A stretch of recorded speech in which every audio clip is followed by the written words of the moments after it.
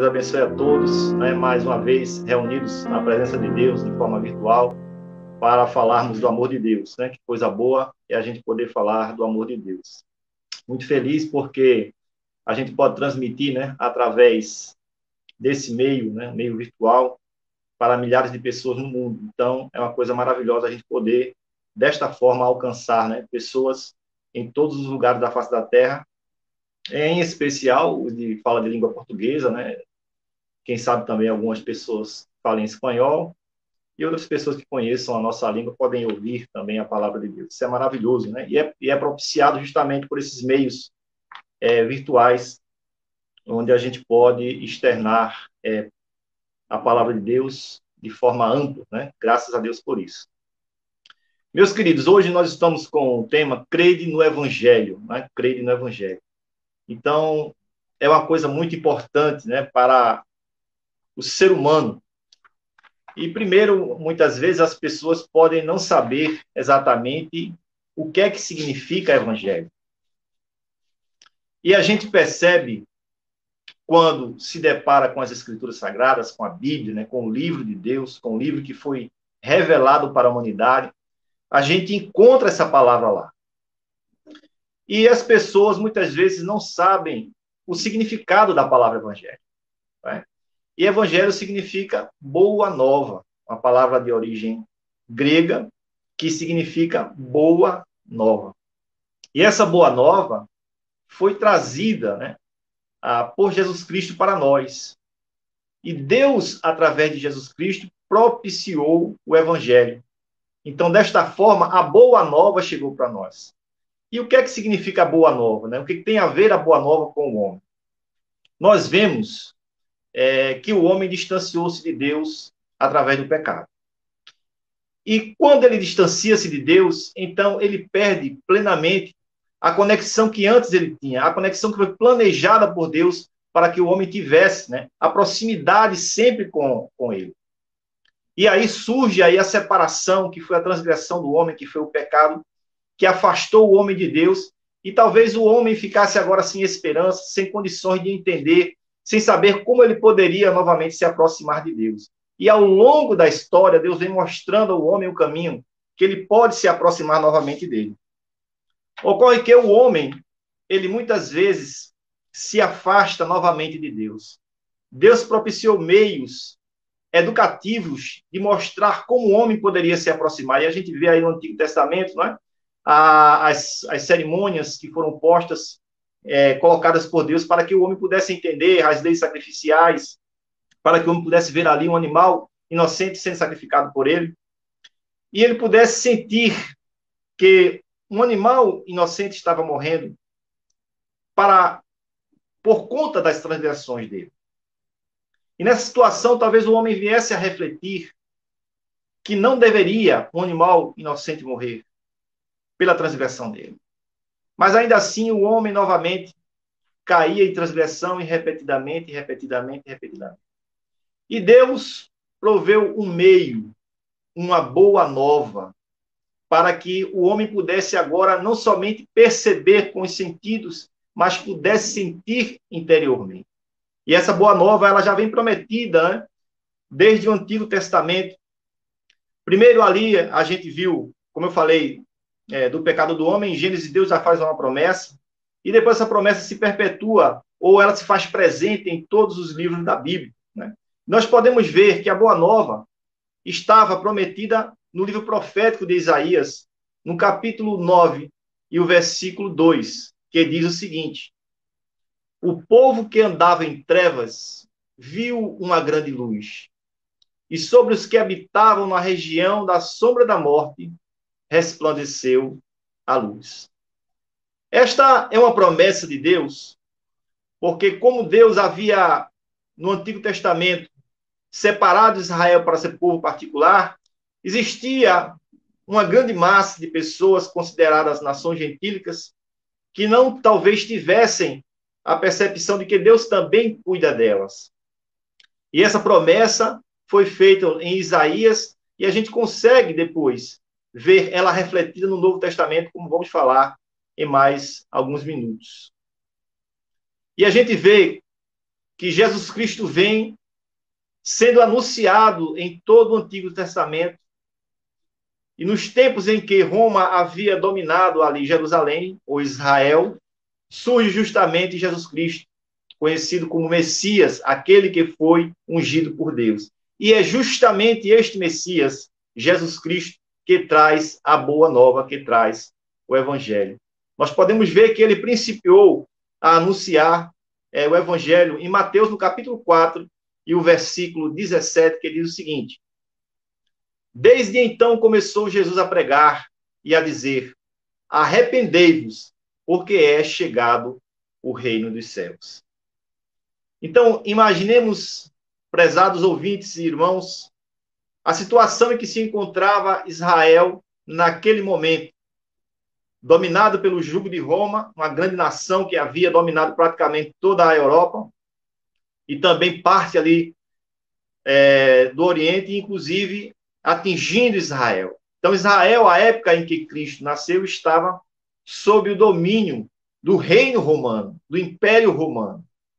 E Jesus vem e diz: arrependei-vos, porque é chegado o reino dos céus. Então, já vinha aí, então, Jesus começando a anunciar as boas novas. Porque o reino a que ele anunciava não era um reino humano, não era um reino de dominação, mas um reino de amor, um reino dos céus. Né? Então, certamente, as pessoas agora poderiam ter uma nova esperança. Aquela esperança do jugo romano, na verdade, aquela desesperança do jugo romano, a servidão em que estava o povo de Deus naquela época, agora surgia uma esperança, né? Surgia um novo momento, surgia a oportunidade de participar do reino dos céus. Em Marcos, no capítulo 1 e o versículo 15, Jesus diz assim: o tempo está cumprido e o reino de Deus está próximo. Arrependei-vos e crede no Evangelho. Então, note que aqui é introduzido algumas condições para que se possam participar do reino de Deus. Arrepender-se e crer no Evangelho. Crer na boa nova que Jesus vinha a anunciar. Então, não é somente sem nenhuma participação interna do homem que ele pode participar do reino de Deus. Ele precisa modificar o seu interior. Arrepender-vos, está escrito. Arrependei-vos e crede no Evangelho. E a palavra arrepender-se na Bíblia, ela é muito profunda, porque muitas vezes nós temos a noção dela em português e não podemos muitas vezes participar do sentido em que foi escrito lá no momento em que foi falado, na língua original em que a Bíblia foi escrita. E na língua original em que a Bíblia foi escrita, arrepender-se significa mudar de mente, né? Metanoia. Então veja a profundidade que a palavra arrependimento significa. Ela não é meramente um sentimento de remorso. Não só isso. Nosso arrependimento tem que modificar a nossa mente. Eu preciso transformar totalmente a forma como eu vi aquilo que me fez errar, para que não mais erre. Então eu preciso transformar a minha mente. E a recomendação bíblica é essa: arrependei-vos, ou seja, transforme o seu interior, transforme a sua mente e crede no Evangelho.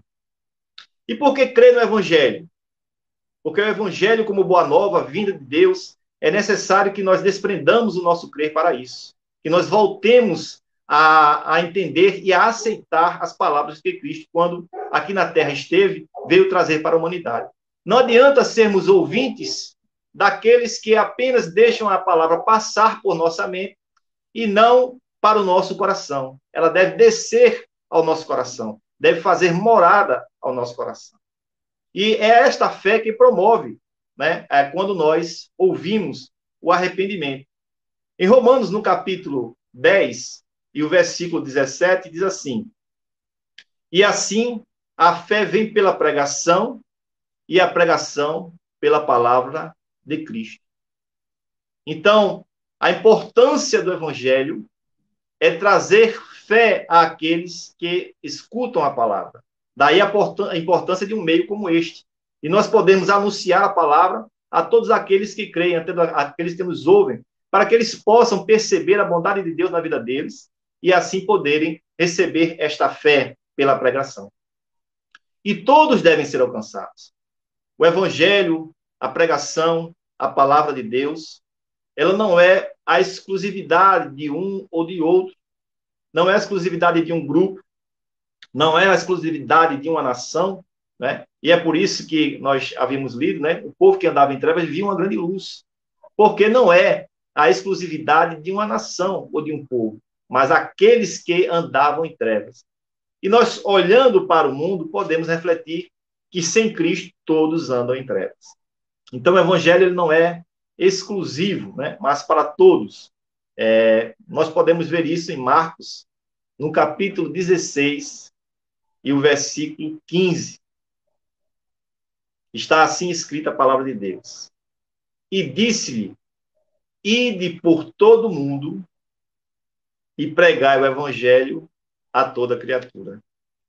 Que coisa maravilhosa é o amor de Deus. Então, talvez muitos pensassem, o que é que eu vou fazer da minha vida? Ou o que pode vir ou surgir na minha vida para transformar a minha situação? E aí Jesus, lá, quando esteve aqui na terra, deu uma recomendação para os discípulos. Aquela palavra maravilhosa, aquela palavra de amor, aquela palavra de conciliação, aquela palavra de aproximação com Deus, agora estava facultada a toda a humanidade. Todo mundo, ide por todo mundo. Pregai o evangelho a toda criatura. Então, o amor de Deus estava posto para todos aqueles que, ouvindo a palavra de Deus, possam então arrepender-se, mudar a sua mente com relação às coisas erradas que faziam, ou que fazem, né, muitos ainda, transformando a sua mente agora, deixa entrar a palavra de Deus, e a fé agora habita no seu interior pela palavra que ouviu, e ele então se aproxima, né, do nosso Criador, se aproxima do nosso benfeitor eterno, que é o nosso Pai Celestial. Mas, apesar deste grande amor de Deus revelado, apesar da amplitude do Evangelho, apesar do derramamento da graça a toda a humanidade, ainda existem aqueles que, infelizmente, resistem, né, ao amor de Deus. Nem todos dão ouvidos. Romanos, no capítulo 10, e o versículo 16, traz esta verdade que, infelizmente, muitas vezes ainda afeta aqueles que têm a oportunidade de ouvir a palavra de Deus. Diz assim o texto bíblico. Mas nem todos obedeceram ao evangelho, pois Isaías diz, Senhor, quem acreditou na nossa pregação? Então, veja, amados, que a manifestação do amor de Deus, tão grande como é, levando ou permitindo ser levada a boa nova, o evangelho, a pregação a toda criatura, existem aqueles que, ainda que ouvindo, eles não dão crédito à pregação. Ora, como recusar a vida e optar pela morte? Certamente, essa objeção que vem ao coração do homem não é dada por Deus. E muitas vezes, essa objeção que está no homem não é nem do próprio homem. Existe um ser espiritual que faz oposição a Deus. E este ser espiritual, muitas vezes, tenta turvar, cega o entendimento do homem, para que ele não lhe resplandeça a luz do evangelho, como está escrito em 2 Coríntios, no capítulo 4, e o versículo 4, que diz o seguinte, nos quais o Deus deste século cegou o entendimento dos incrédulos para que lhes não resplandeça a luz do evangelho da glória de Cristo, o qual é a imagem de Deus. Então, notem que aquele que faz oposição a Deus, ele procura cegar o entendimento das pessoas. Então, a pessoa se torna incrédula. A pessoa não abre o coração para a palavra. Então, é muito importante que cada pessoa, enquanto cristão, sincero, verdadeiro, enquanto pregador da palavra, enquanto anunciador do evangelho, possa insistentemente anunciar o amor de Deus às pessoas. Para que esta cegueira que o inimigo das almas tenta colocar nos homens, ela seja curada pela palavra de Deus. Não é? Como nós vimos, a fé vem pelo ouvir e o ouvir pela palavra. Então, se as pessoas estão cegas no momento, que nós insistamos com o amor de Deus, com a palavra, com a pregação, para que as pessoas possam, então, ser libertas, retornar à visão espiritual e que possam, assim, servir a Deus. E este evangelho, uma vez aceito por nós, deve promover em nós o entendimento de uma aceitação plena, o entendimento de que devemos, de fato, servir a Deus em todos os momentos, momentos fáceis e momentos difíceis. Deus nos dá a segurança espiritual, mas como o próprio Jesus Cristo disse, no mundo tereis aflições. Então é natural, neste mundo conturbado em que vivemos, que nós tenhamos problemas, dificuldades, mas que todos esses problemas e dificuldades não façam com que nós voltemos atrás. Pelo contrário, que nós estejamos plenamente conscientes das dificuldades e que aceitemos isto, né, como talvez um depurar da nossa vida, né, um aperfeiçoar da nossa vida, e que muitas vezes, passando por momentos difíceis, nós, ao transpormos as dificuldades, nos tornamos cada vez mais fortes em Cristo Jesus. Então, em Marcos, no capítulo 8, nós temos uma orientação de Jesus Cristo muito importante, que ele diz o seguinte: quem quiser, pois, salvar a sua vida, perdê-la-á. E quem perder a sua vida por amor do evangelho, salvá-la. Então, note que a recomendação bíblica é nós podermos pensar em ter a vida dedicada a Deus e a sua palavra, dedicada ao evangelho. Tem pessoas que negam o evangelho para poder ter a vida preservada. Mas as pessoas que assim agem, ela perde a vida espiritual. E perdendo a vida espiritual, ela perde a vida eterna. É por isso que nós devemos, se possível, perder a vida pelo evangelho. Ou seja, sermos fiéis a Cristo, inclusive na morte, né? Ou até a morte, como aprendemos aí nos nossos cultos. Então, na Bíblia, nós temos um exemplo muito forte de uma pessoa que esteve disposta a sofrer e a servir como exemplo para todas as gerações de cristãos posteriores. Nós vemos em Atos, no capítulo 20, versículo 24, uma palavra muito significativa para nós, que diz o seguinte: porém, em nada considero a vida preciosa para mim mesmo, contanto que complete a minha carreira e o ministério que recebi do Senhor Jesus para testemunhar o evangelho da graça de Deus. Essas palavras foram ditas por Paulo, o apóstolo, aquele que perseguia a igreja de Deus, aquele que, achando que estava fazendo a vontade de Deus, na verdade estava se opondo a ela. E às vezes acontece isso, na verdade. As pessoas, pensando estar fazendo a vontade de Deus, na verdade estão se opondo a ela. E Paulo foi um combatente contra o evangelho. E Jesus Cristo encontrou-se com ele, marcou um encontro com Paulo. E Paulo teve a vida transformada e ele percebeu que o evangelho não era uma oposição à crença antiga da fé dos judeus, mas uma continuação dela. E ao perceber isso, Paulo agora se coloca inteiramente a serviço do evangelho, e é o ponto que ele diz: porém, em nada considero a minha vida como preciosa. Nada. Então, ele havia entregue completamente, né, para mim mesmo, contanto que complete a minha carreira e o ministério que recebi do Senhor. Então, ele estava disposto a entregar a sua vida totalmente para que se cumprisse nele o ministério que havia recebido do Senhor Jesus para testemunhar da graça. E por que graça?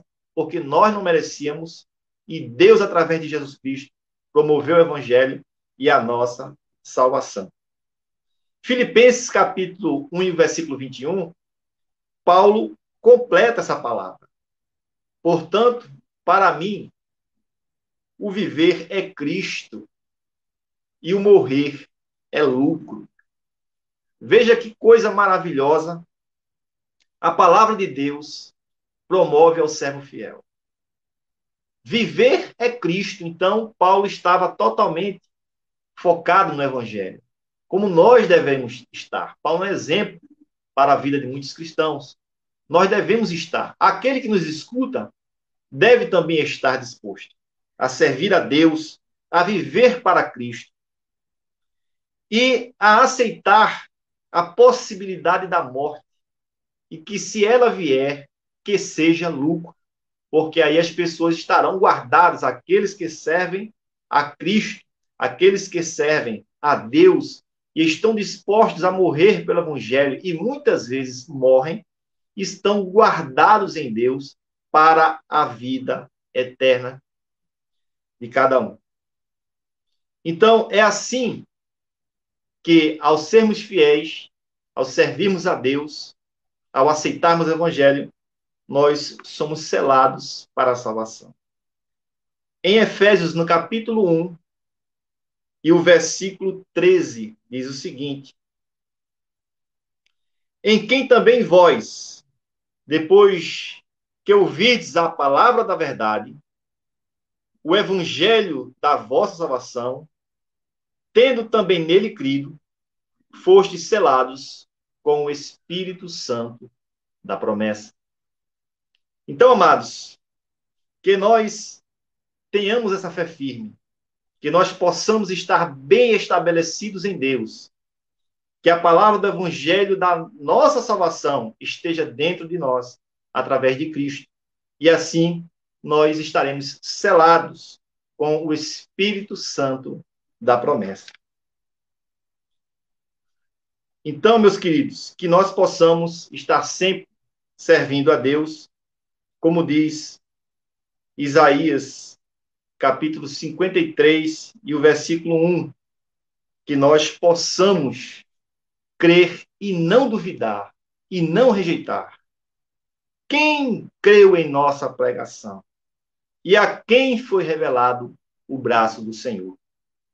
Meu amigo, ouvinte da palavra de Deus, que você possa dar crédito à pregação, que você possa dar crédito à palavra do Senhor, e que ela possa entrar em tua vida, que ela possa transformar o teu ser, que essa palavra de poder anunciada por Cristo e que ele outorgou aos seus servos a anunciação dessa palavra de salvação através de sua morte na cruz, que nós possamos obter essa salvação, que possa ser revelado o braço do Senhor na tua vida e que tu possas servir a ele. E para concluir, queridos, eu gostaria de ler 1 Coríntios, no capítulo 1, e o versículo 21, que diz o seguinte: visto como, na sabedoria de Deus, o mundo não o conheceu por sua própria sabedoria, aprove a Deus salvar os que creem, pela loucura da pregação. E muitas vezes é assim que a pregação é vista por certas pessoas, como loucura. Como alguém pode acreditar numa história que ele próprio não presenciou? Parece loucura, não é? Dizer-se que aconteceu alguma coisa há quase 12 mil anos atrás e as pessoas ainda assim crerem. Isto significa que a fé atuou, que a boa nova atuou. que o Evangelho atuou, que o poder de Deus atuou na vida daquela pessoa, que o Espírito Santo trabalhou no seu interior e ele pôde aceitar a Cristo, aquele que veio morrer para a salvação da humanidade, aquele que veio dar a sua vida para a salvação da humanidade. Então, que hoje você possa aceitar o Evangelho. Aqueles que ainda não aceitaram, aqueles que ainda não entregaram a sua vida, que eles possam ter esta oportunidade feliz de servir a Deus na beleza de sua santidade, abrir o coração, deixar essa palavra maravilhosa entrar e então ser uma pessoa salva em Jesus Cristo, nosso Senhor e Salvador. Meus queridos, que Deus nos ajude, que Deus nos abençoe e que nós possamos dar crédito à palavra do Evangelho. Muito obrigado.